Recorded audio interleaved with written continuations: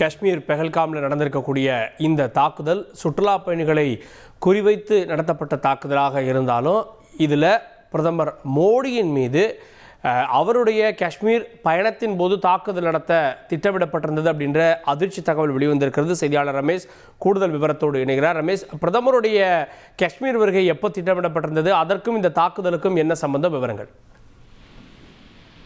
பஹல்காம்ல சுற்றுலா பயணிகளின் மீது பயங்கரவாதிகள் நடத்திய தாக்குதலுடைய அதிர்ச்சியின் தீவிரமே இன்னும் குறையவில்லை. அதற்குள்ளாக இப்போ மற்றும் ஒரு ஷாக்கிங் டீடைல்ஸ் என்ன எமர்ஜ் ஆயிருக்கு அப்படின்னா, இந்த பயங்கரவாதிகளுடைய ஒரிஜினல் குறி பிரதமர் மோடி தான் என்பதும், அவர் மீது இந்த பயங்கரவாதிகள் தாக்குதல் நடத்த திட்டமிட்டிருந்ததாக ஒரு அதிர்ச்சியூட்டும் தகவல் கிடைத்திருக்கின்றது. ஏப்ரல் 19ஆம் தேதி ஜம்மு காஷ்மீர்ல கட்ரா மற்றும் ஸ்ரீநகர் இடையேயான முதல் வந்தே பாரத் ரயிலை பிரதமர் மோடி துவக்கி வைப்பதாக இருந்தது. ஆனால் திடீரென அந்த பயணம் ரத்து செய்யப்பட்டது. இந்த பயணம் ரத்து செய்யப்பட்டதற்கான காரணம் இதுவரை அதிகாரப்பூர்வமாக எங்குமே தெரிவிக்கப்படவில்லை. இந்த சூழ்நிலையில் தான் அந்த பயணத்தின் போது பயங்கரவாதிகள் தாக்குதல் நடத்த திட்டமிட்டு இருந்ததாகவும், அந்த கடைசி நேரத்தில் பிரதமர் அந்த திட்டத்தை ரத்து செய்து விட்டதால் பயங்கரவாதிகள் இது போன்ற சுற்றுலா பயணிகளின் மீது தாக்குதல் நடத்த திட்டமிட்டு இருப்பதாக ஒரு அதிர்ச்சியூட்டும் தகவல் வெளியாகி இருக்கின்றது. பிரதமருடைய ஜம்மு காஷ்மீர் பயணம் ரத்து செய்யப்பட்டது ஏன் என்பது ஒரு குழப்பமாகவே இருந்த நிலையில் தற்போது வருகின்ற இந்த தகவலையும் ஒப்பிட்டு பார்க்கும்போது பிரதமர் மீது தாக்குதல் நடத்தக்கூடும் என்று உளவுத்துறை ஏதேனும் எச்சரிக்கை விடுத்திருக்கும் எனவும், அதன் அடிப்படையிலேயே பிரதமர் தன்னுடைய பயணத்தை ரத்து செய்திருப்பாரோ என்கிற சந்தேகம் பலமாக எழுகின்றது.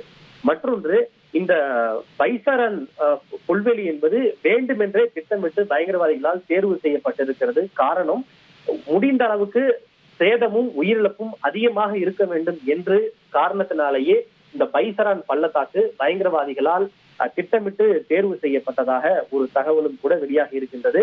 இந்த பயங்கரவாத தாக்குதலில் மொத்தம் 4 பயங்கரவாதிகள் ஈடுபட்டிருப்பதாகவும் கூட ஒரு தகவல் தற்போது கிடைத்திருக்கின்றது. 4 அல்லது 6 பேர் இதில் ஈடுபட்டிருக்கலாம் எனவும், ஏனென்றால் பொதுவாக இது போன்ற குழுவினர் 5 அல்லது 6 பேர் கொண்ட குழுவாக இயங்குவார்கள் என்றுதான் தகவல் வெளியாகி இருக்கிறது. அதில் 2 பேர் அந்த பகுதியில் வசிக்கக்கூடிய உள்ளூர் பகுதியை சேர்ந்த இளைஞர்கள் என்கிற ஒரு தகவலும் கூட பாதுகாப்புத்துறை வட்டாரங்கள் மூலமாக கிடைக்கப்படுகின்றது.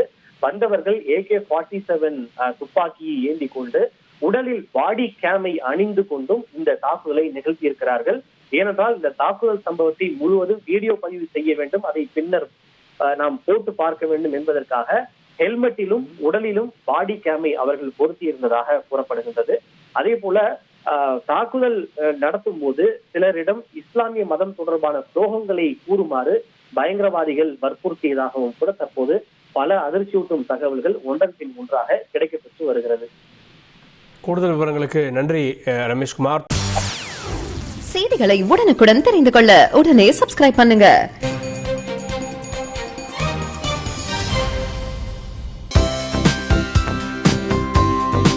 தந்தி டிவியை உங்கள் கேபிள் டிவி ஆபரேட்டரிடம் இலவசமாக கேட்டு பெறுங்கள்.